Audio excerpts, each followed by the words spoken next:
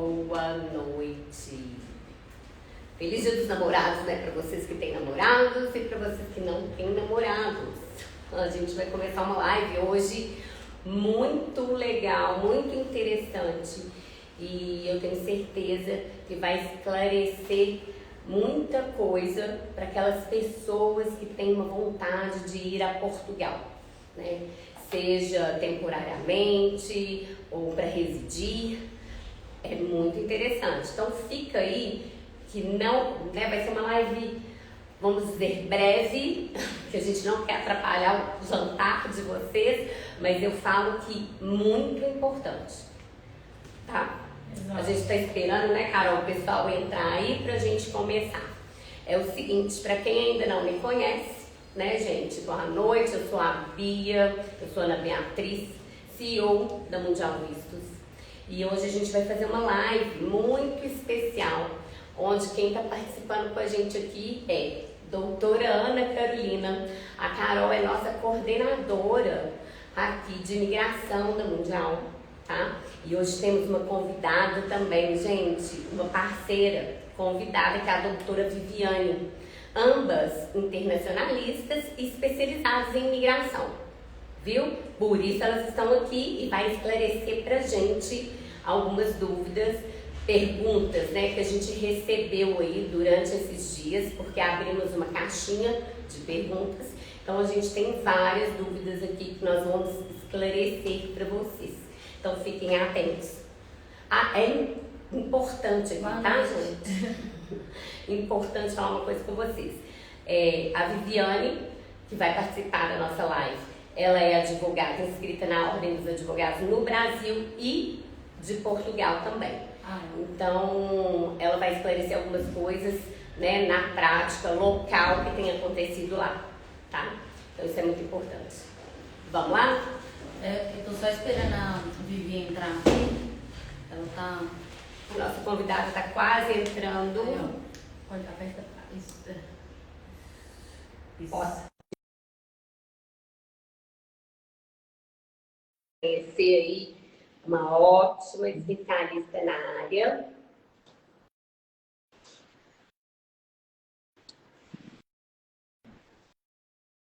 Vivi. Vamos chamar a Viviane. Não tá aceitando.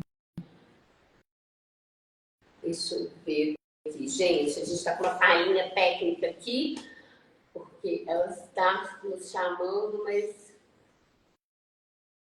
vamos ver se pela tela eu consigo chamar ela. Chama ela, olha que você consegue chamar. Vou convidar ela.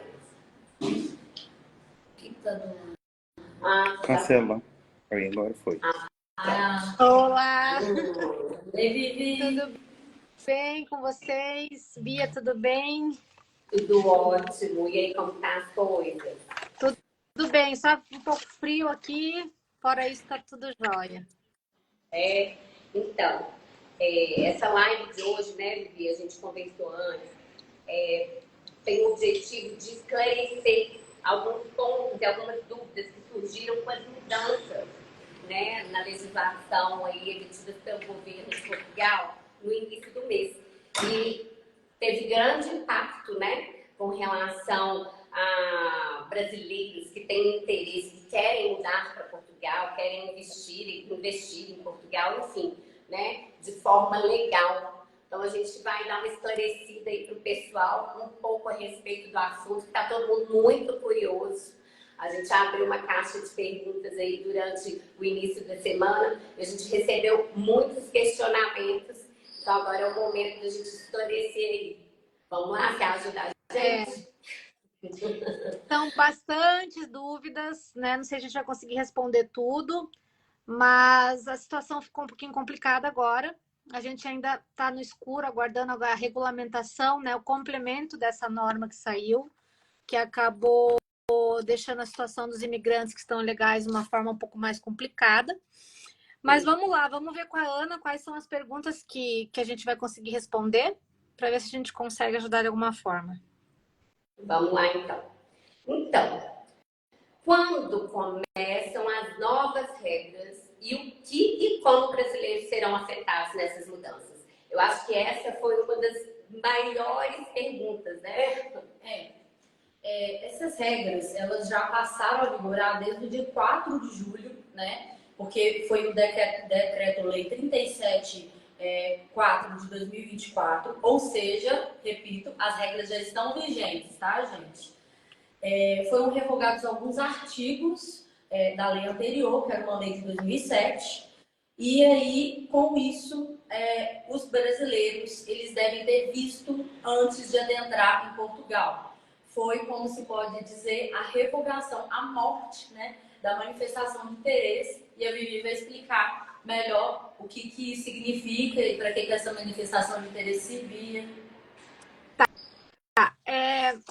A gente tinha várias hipóteses de brasileiros ou outros imigrantes, né, de várias regiões do mundo que pretendiam ir para Portugal, iam para Portugal, que não era necessário entrar com visto como turista, e faziam uma manifestação de interesse lá com alguma promessa de trabalhos, né? Ou sair aqui do Brasil com essa opção de ir com visto, perdão. Elas iam ilegais, né? Ficavam lá como turista e chegava lá em Portugal, procurava um emprego não com visto adequado. O visto de turismo não tem nada impresso, então você entra lá sem uma documentação. E o que acontece é que 90% dessas pessoas iam para lá na garantia de que iam se legalizar no país. Então, eles usavam essa medida, né, essa manifestação de interesse que era prevista na legislação para suprir uma lacuna, né? Por exemplo, principalmente quem não exige visto tinha mais dificuldade de conseguir um contrato. E aí eles começaram fora de Portugal e começaram então a arriscar e conseguir um trabalho dentro do solo português. Então eles deram essa opção, só que invadiu muito imigrante e eles não deram um atendimento suficiente. Então a União Europeia começou a pressionar Portugal e eles fizeram com que essa norma fosse revogada de um dia para o outro. Então, basicamente, a manifestação de interesse era para tentar regularizar aqueles que iam para solo português numa aventura, sem documentação adequada. Isso funcionava, mas nos últimos 4 anos, 5, nos últimos 3 anos, então a situação piorou muito. E aí ninguém mais consegue chegar em solo português como turista e ficar legal no país. Era um jeitinho assim brasileiro, digamos assim, para a gente conseguir a documentação. Era uma forma meio transversa, mas ela era legal, né? A gente não pode dizer que ela não era ilegal, que ela não era legal, ela era prevista em lei, mas isso se tornou um hábito, infelizmente. E então aqueles que deveriam tirar o visto para procurar trabalho, que era a forma adequada, passaram a ir de forma ilegal. E aí é óbvio que o Portugal não deu atendimento, não tem suporte para dar atendimento, e aí eles começaram a discutir quais eram as hipóteses e não deram nada de flexibilizar hipóteses para nós. Eles simplesmente revogaram as manifestações. Não tem mais como fazer. Isso não existe mais. Os que já estavam protocolados começaram a receber uma série de cobranças de taxas. A gente tem clientes que começaram a receber e-mails sob pena de arquivamento, então virou uma situação generalizada. Mas eu ainda arrisco a dizer que, mesmo assim, algumas vão ser indeferidas por conta do interesse na revogação da norma. Então, a gente está bem inseguro para aqueles que já protocolaram e já estava avisando, inclusive a Mundial Visto já vinha avisando que a gente estava aguardando uma surpresa, não sabia exatamente qual, então a gente não estava, nunca orientamos, né? Mas mais ainda agora aí sem qualquer tipo de visto. Isso. Né? E como turista e se aventurar. Então hoje protocolar a gente está numa incógnita, embora o governo tenha dito que não vai penalizar, Portugal as coisas não são bem assim. Então hoje a gente também nem sabe a situação de quem está lá, como é que vai ser regularizada. E as taxas, né, que estão vindo, enfim. Exato. É mais barato. Eu acho que é isso.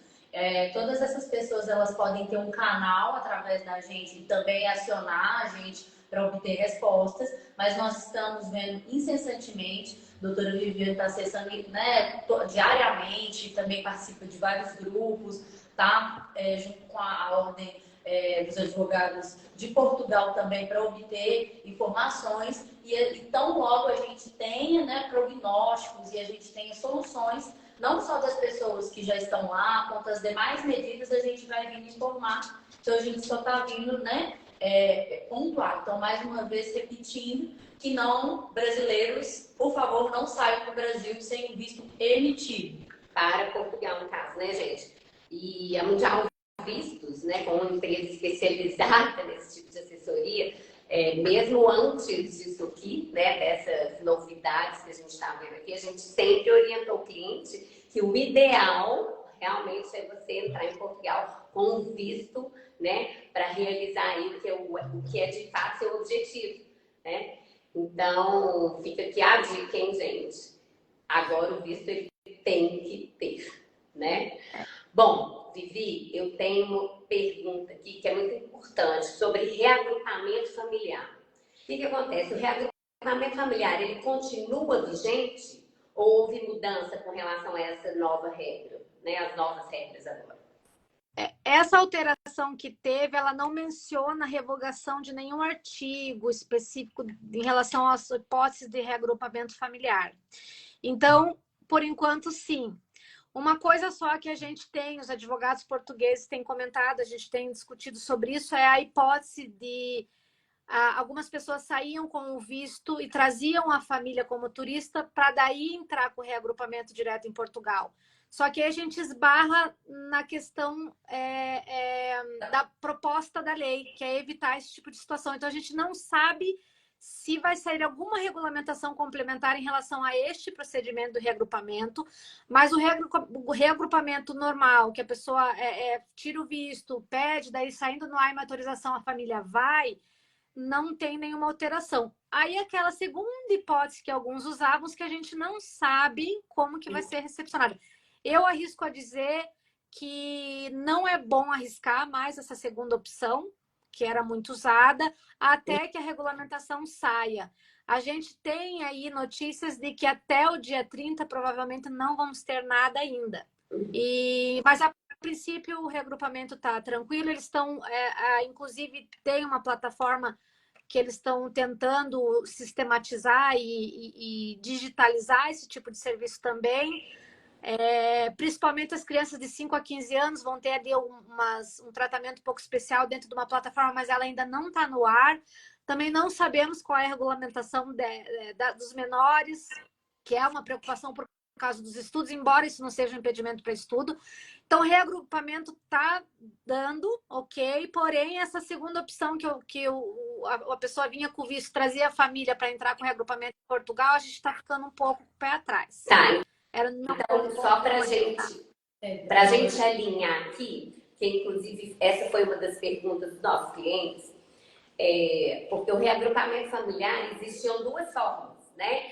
Aquele de pedir via consular, aonde o titular ia para Portugal, fazia o pedido, né, junto ao órgão do reagrupamento familiar, e quando tinha o resultado, a aprovação desse reagrupamento, esse documento era enviado para cá e a gente aplicava o visto aqui e a pessoa, né, e o resto da família ia ao encontro do titular. Também isso.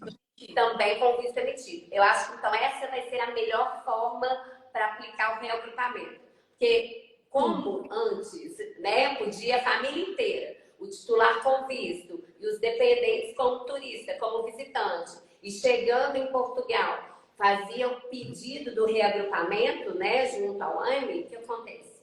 Em alguns casos, a gente orientou, sim, que fizesse dessa forma, mas foi antes das mudanças, né?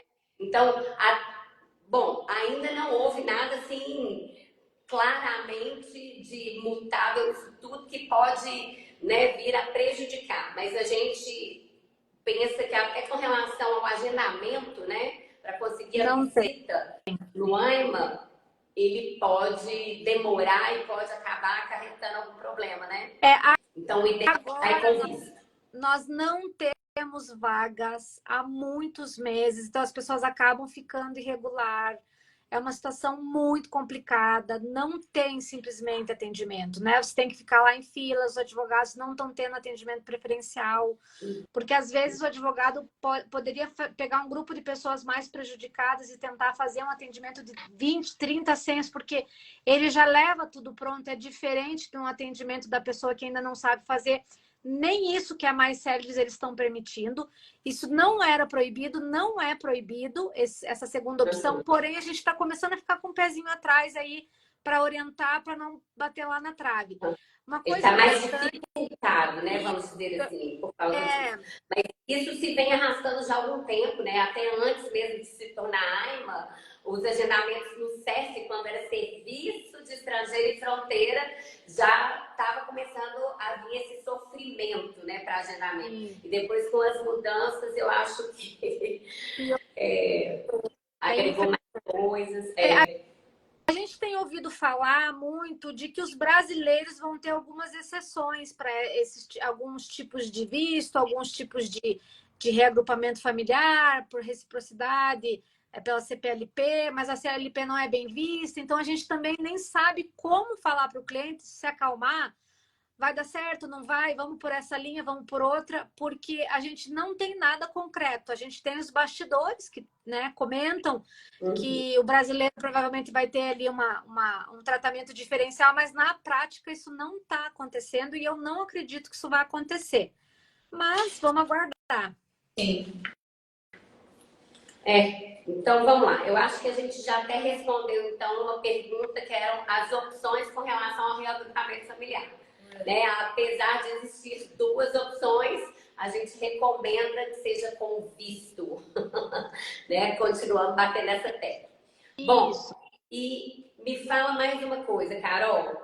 Alterou algo no processo de procura de trabalho?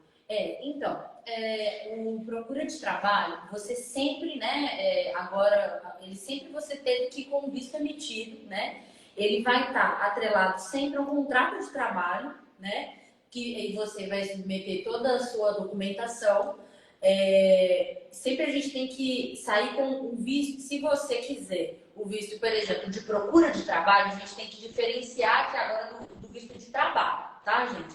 O visto de trabalho não alterou nada, né? Ele continua com os mesmos requisitos, você vai ter que ter, né, um contrato de trabalho.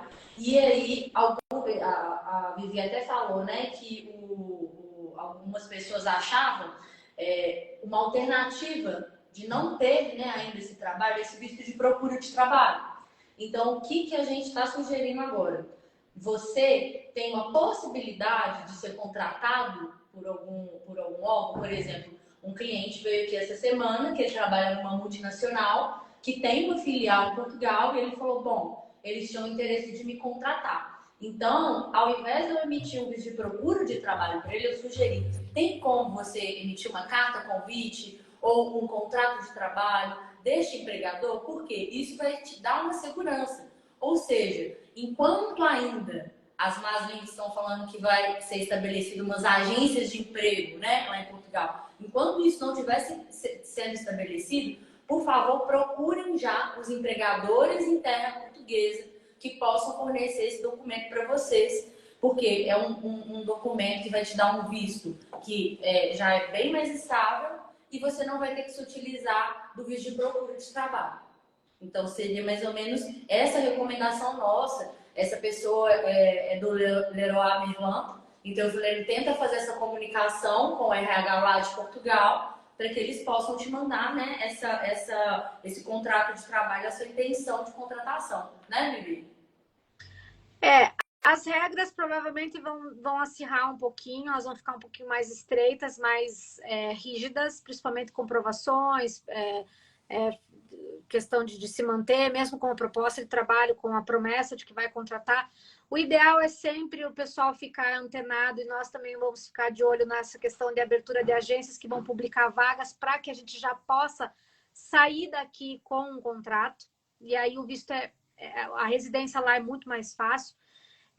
Mas a gente também recomenda que sem essa documentação que você comentou agora, fica um pouco arriscado a fazer sem ela mais completa, um pouco mais robusta, porque eles estão apertando o cinto Eu repito que não sei para brasileiro ainda se isso vai ser afrouxado um pouco ou não. Não mudou essa questão, mas a exigência, a gente já percebe que a exigência é um pouquinho mais Não alta. mudou, mas tá.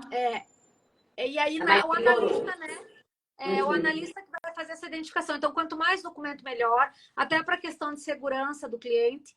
Já chegar lá com uma promessa ou um contrato vai ser a opção. Não vai ter outra, né? Já manifestação de endereço não vai mais ter.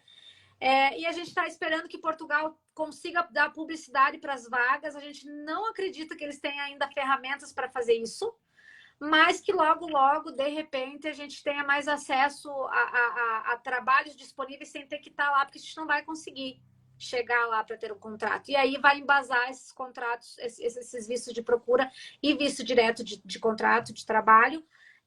A gente espera que o governo consiga entregar isso para facilitar também eles precisam, né, do imigrante para facilitar. É verdade. Bom, a gente teve uma pergunta aqui que é a seguinte: eu vi que tem a possibilidade de iniciar um curso estando em Portugal e conseguir se legalizar. Mas se fosse possível, eu gostaria de uma orientação para eu orientar a escola, né? Como seria? Faz uma pincelada, porque esse assunto ele é complexo, mas é importante só para o pessoal entender como que funciona. Se você chega, né, em Portugal, vai procurar um lugar, um estudo, como que é essa transição. Explica pra gente rapidinho aí, só para o pessoal ver que existe uma dificuldade, né? Que não é tão simples assim como as pessoas escutam e imaginam. O ideal é você sair com visto de estudo, porque a residência vai ser atrelada a esse visto e as coisas são muito mais fáceis, mas digamos que você já esteja em solo português.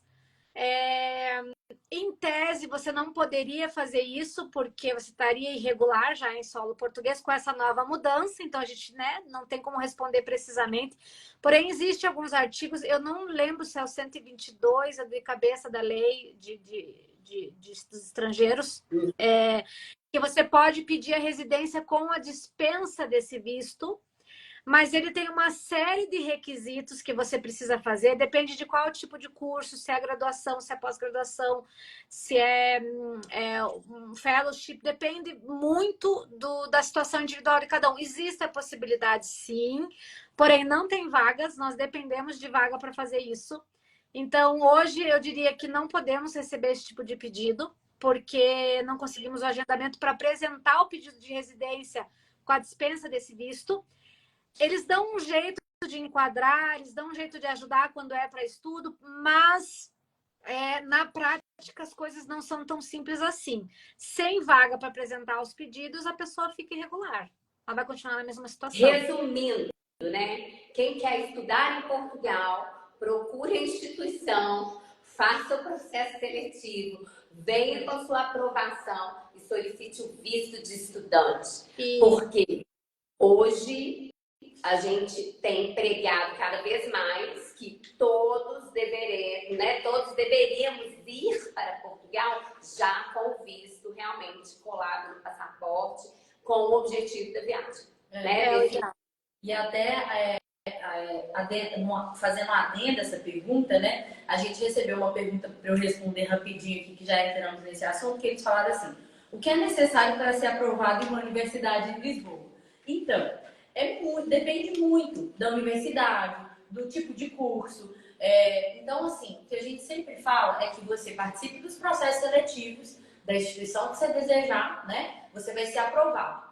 Quando você for aprovado, você vai entender, a partir de uma carta de aceite, quais vão ser as condições, você vai receber uma bolsa, que foi, né, até o que a Vivi comentou, qual vai ser a duração do seu curso, porque isso também vai variar, se é um curso menor, é um curso maior, qual que é o nível desse curso. Então, esse tipo de visto, ele está muito mais atrelado com essa carta de aceite, com essas condições.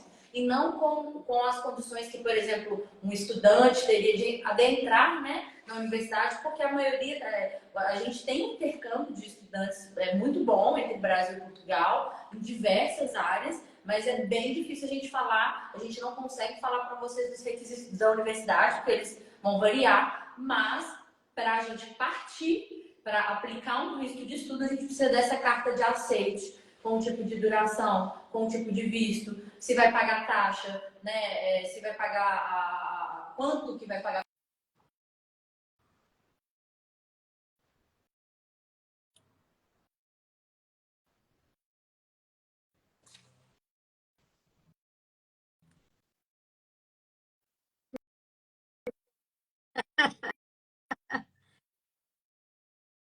Continuando aqui, então, uma coisa muito importante que a gente tem aqui, tem uma pergunta aqui que é até engraçada, né? Mas é legal para a gente dar uma esclarecida, porque eu acho que é uma dúvida de muitas pessoas, é o quê? Quanto em reais é necessário, né, para aplicar o visto de trabalho? Olha só que pergunta engraçada, né? Porque a pessoa está preocupada em quanto ela precisa comprovar para aplicar um visto de trabalho. Bom,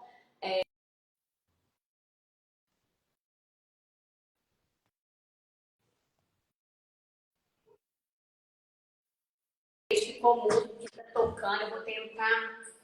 Primeiro, existem dois. Quando a pessoa fala trabalho, existem os dois tipos de visto que a gente quer sempre distinguir, porque às vezes as pessoas elas confundem. Se for um visto de trabalho, que você já tem um contrato, que você já tem né, tudo definido com o seu empregador, não tem um valor fixo que a gente possa responder, né? Tem que ter uma plausibilidade, né?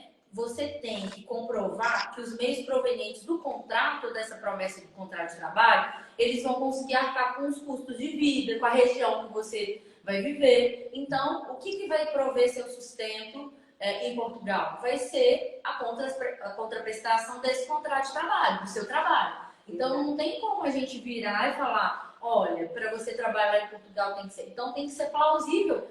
A Vivi sempre, quando a gente faz consulta com os clientes, a gente sempre discute essas questões de como que tem a variação de valores de aluguel nas regiões, como que são, né, as questões todas. Então, assim, para o contrato de trabalho não tem um valor fixo, mas tem que ser. Então, por exemplo, você imagina, se vai você, ou se vai você e mais esposa, mais o filho. Então, esse contrato de trabalho tem que ser plausível com os custos da sua vida e da sua família. Ou seja, pagar mensalmente o que você recebe, os custos de vida da sua família.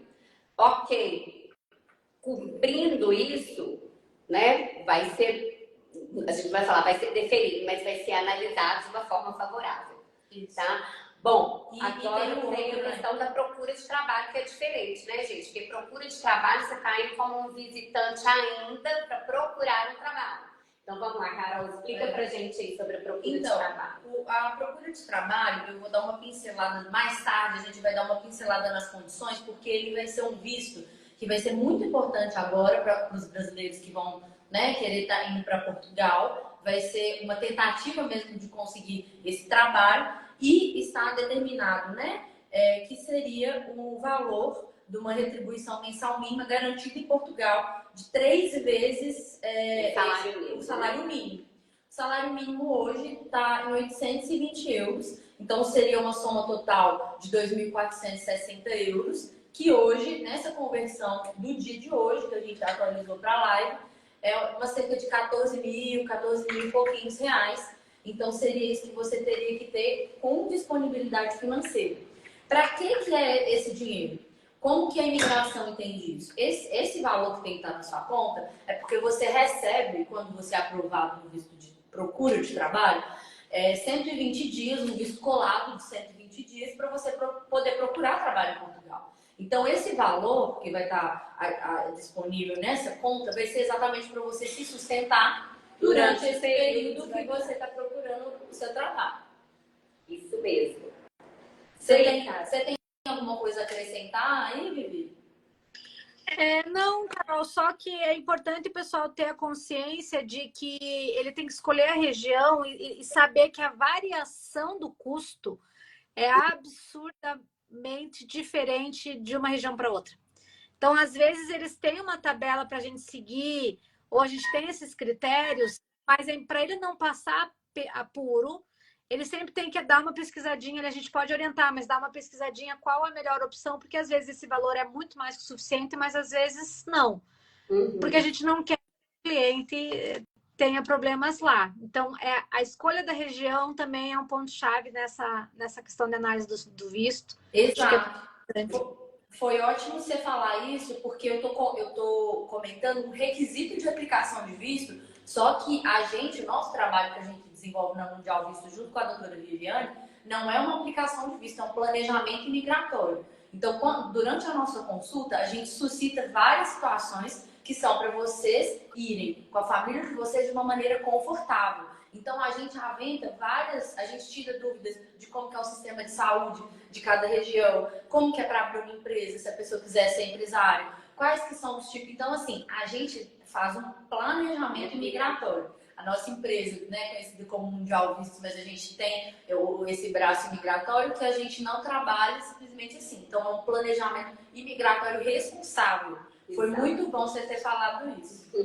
Ou seja, a gente conversa, faz uma anamnese, ajuda, né, a você, cliente, ouvinte, a saber todos os requisitos locais, as informações importantes, né, de onde você pretende ir, para que você faça a escolha, né, de forma responsável, né? Bom, então, a gente tem aqui uma outra pergunta que foi uma dúvida de um ouvinte nosso, de um seguidor, que é preciso reconhecer a carta convite no notário ou apostilar a mesma em tribunal em Portugal? Só que aí a Carol vai explicar aqui um pouquinho, porque o termo carta convite, né, eu acho que não está muito claro para o cliente que fez essa pergunta. Na verdade, é um termo de responsabilidade, né, Vivi? E esse termo de responsabilidade, ele tem que ser ele pode ser emitido tanto para fins de alojamento quanto do financeiro, né, do subsídio financeiro. A gente tem um modelinho lá no site e tudo, mas é muito importante que tanto para o alojamento quanto a responsabilidade financeira, ele seja emitido por um cidadão português ou por um cidadão estrangeiro que esteja já com documento de residência, que ele já esteja regular lá em Portugal. Então, sempre quando a gente vai aplicar, a gente sempre fala assim, vai lá, reconhece no cartório Portugal e também me manda o cartão cidadão dessa pessoa. Ou então o documento de residência dela, né? Por quê? Para provar que a pessoa tem aí o direito de ser o anfitrião, digamos assim, né, de uma outra pessoa. Nesse termo de responsabilidade, a gente vai colocar a residência da pessoa, a gente também tem que colocar junto na aplicação o comprovante de residência, e se ela for responsável financeira, também né, os ganhos que a pessoa tem para que ela possa, né, tanto acolher a pessoa a título de alojamento, quanto ajudá-la, né, no primeiro momento, a receber financeiramente. Acontece muito dos nossos clientes quererem dar um jeitinho e falar assim, eu tenho uma tia, uma prima que mora em Porto, só que aí ela aplica que ela quer morar numa cidade que é 3 horas de distância. Então, assim, a gente também é bem rigoroso nisso, né? Que a gente sempre pensa como a imigração pensa, como o oficial pensa. Então, bom, se a pessoa que vai te receber, que vai te alojar, está morando numa cidade, a sua aplicação tem que ser para essa cidade. Então, assim, isso é muito importante também. Algum adendo aí, Vivi, sobre isso? Não, é que o pessoal acha que às vezes é simples, mas eles observam todos os detalhes. Não tem como você subsídio para uma pessoa, né? É completamente contraditório. Não passa, gente. A gente não pode fazer porque não passa. Não dá. Gente, esse assunto, né? Residência, migração, imigração, visto, é um assunto complexo, né? E cada caso é um caso muito específico. Por isso que a gente faz uma análise criteriosa e personalizada.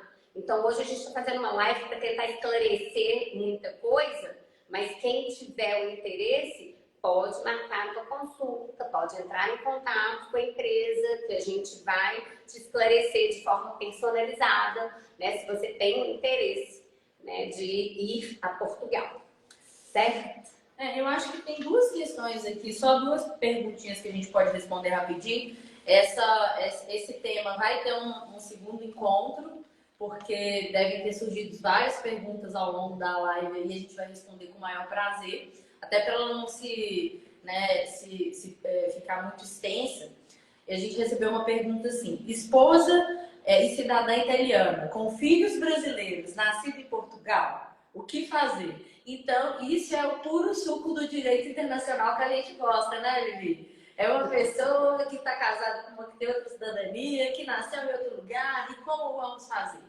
Então, assim, pelo que a gente entendeu dessa pergunta, se é que eu conseguir extrair, eu vou extrair pelo menos conteúdo jurídico aqui.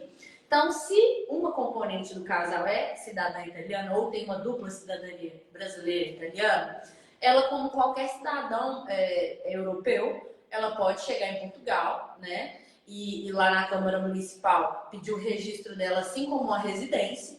E isso vale para quem quer, né, o europeu que quer permanecer no país por um período superior de 3 meses até os 5 anos, porque depois muda, tem que se aplicar no outro, e abrange o cidadão europeu e os familiares.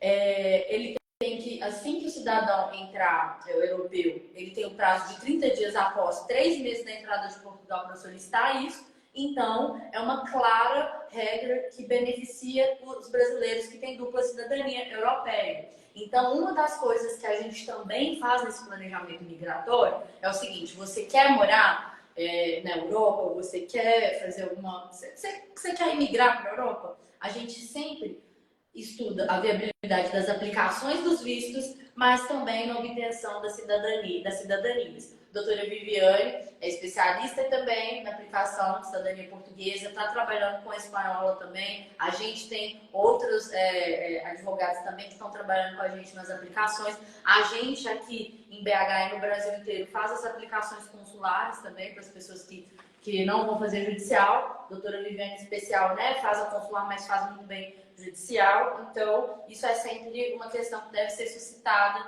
na hora que o brasileiro quer imigrar, porque quase todo mundo tem um ascendente, o italiano, o português, enfim. Aqui no Brasil tem mesmo. Né? E aí, já entrando na questão de cidadania, como ela, né, essa pergunta foi feita falando que os filhos são brasileiros, mas nascidos em Portugal, foi muito legal também que teve uma alteração na lei de nacionalidade portuguesa, em 2020, que permite, né, que seja concedida a cidadania portuguesa a filhos de pais estrangeiros, no caso seria, né, um italiano com um brasileiro ou 2 brasileiros, quando os 2 não são portugueses, desde que eles vivam pelo menos 1 ano em Portugal. Então, gente, cidadania é muito cheio de regra. Tiveram bastante alterações agora, né, Vivi? Que eu fico ligando para ela o tempo inteiro. Não é isso, não é aquilo, não é aquilo. E é um constante estudar. Então, se vocês tiverem dúvida de cidadania também, estamos à disposição para a gente fazer uma consultoria. E algum comentário, Vivi? Não. Agora facilitou, né? Porque o prazo era bem maior. Exato. Bastante. Porque algumas crianças... Cidadania, né, gente? Facilitou. Um caso que eu queria que a gente comentasse, foi o caso que a gente atendeu junta, que foi uma pergunta que veio assim: posso viajar e residir por todo o território Schengen, tendo um visto de residência ou estada temporária CPLP ou em Portugal? O que o brasileiro ele tende a pensar? Bom, entrei com visto de procura de trabalho ou tenho uma autorização de residência em Portugal, só que mês que vem eu arrumo um emprego na França e eu acho que eu sou como se fosse um cidadão europeu que eu posso ir lá residir. E não é bem assim. Pode comentar, Vivi, que nós tivemos, né, um certo trabalho de regularização. Você lembra? Então, porque os outros países não aceitam muito bem a CPLP. É uma coisa que Portugal criou para facilitar a regularização, mas os países não aceitam. Então, nesses casos, a gente é obrigada a regularizar a pessoa no país que ela decidiu morar. E muitas vezes o documento português não vai ser aceito para fins de fixação de residência nesse novo endereço, fora do país. A gente teve um caso e um conflito com a França, né, recentemente, Foi um trabalho ali, regulariza em Portugal, não tem vaga, dá um jeito, conseguimos regularizar em Portugal, um ficou em Portugal, outro correu para a França, e tivemos que entrar com o processo todo na França.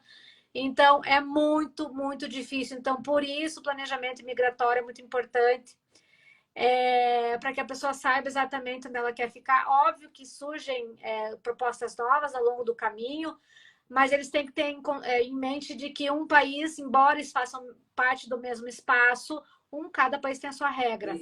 E a gente não consegue, muitas vezes, ter essa receptividade. Então, tem que fazer o procedimento nos dois lugares. Não dá para... E até dentro de Portugal, tá, gente? Uma outra consultoria que a gente dá é das questões de abertura de empresa, quando as pessoas nos procuram, que querem fazer um planejamento migratório, mas que elas querem empreender, né, fazer os vistos de empreendedor, a gente também a gente alerta bastante sobre isso. Que cada região de Portugal tem suas regras, tem suas alíquotas, tem a sua tributação. Ou seja, os investimentos, planos de negócio são todos direcionados, né, para a região, para, enfim, né, a gente tem que levantar vários pontos para que seja de acordo, né, que esteja sempre de acordo com o plano de negócio. Bom, a gente está chegando ao fim aqui. Acho que a gente já falou tudo, né, Carol? E primeiramente a gente quer agradecer a presença de todo mundo que curtiu, né, que assistiu a live, porque esse é um assunto realmente que está em pauta, está no momento e está quente e é a hora da gente esclarecer para muita gente, né? Agradecer a Viviane pela disponibilidade. Vivi, muito obrigada. Agradeço. Não só a disponibilidade, mas a parceria que tem sido feita, não só em Portugal, em diversas, porque nós apaixonados pelo direito internacional, a gente está tentando aprender a cada dia mais para atender nossos clientes, mas com muita responsabilidade, mas com muita avidez também, né? Entender, estudar as regras imigratórias internacionais, elas mudam todos os dias. Então, gente, vou contar aqui para todo mundo que está nos escutando, a gente o tempo inteiro, nós somos estudiosas, né? Estudantes, o tempo inteiro. Que a todo tempo tem mudança, tem alteração, a gente tem que estar por dentro, a gente tem que estar sabendo, a gente vir aqui e trazer as informações para vocês, né? Bom, também trazer a prática, né? Porque cada oficial ali, às vezes, pede coisa a mais e a gente tem que se virar. Então, às vezes, a gente pede coisa a mais por questão de garantia mesmo. Excesso de zelo. Exato. 24 horas. Não, e a Bia trabalha com isso há 20 anos, aplicando visto para o mundo inteiro. Então, a gente sabe uma tendência. A gente nunca sabe exato o que vai ser que o oficial vai dizer. Mas a gente já tem bem... A gente tenta fechar todas as arestas para que a gente consiga ter sucesso, né, e êxito nesse primeiro momento.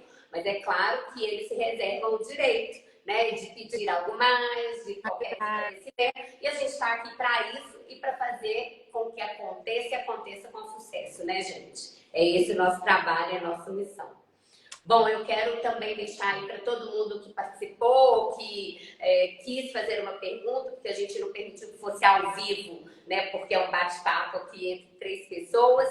E pode deixar sua pergunta nos comentários, essa live vai ficar gravada e a gente vai ainda responder, né? A gente vai planejar uma próxima para responder as outras perguntas e trazer algo mais também, porque a gente está esperando aí, Vivi, né? Novidades ainda. Que ainda tem muita coisa por vir. Aguardar regulamento. Gente, obrigada, boa noite, feliz dia dos namorados. Vamos deixar o povo namorar agora, né? Vamos sair. Beijo no coração. Muito obrigada por tudo e a gente se fala. Na próxima, até a próxima. Até a próxima, Vivi. Tchau, tchau. Tchau.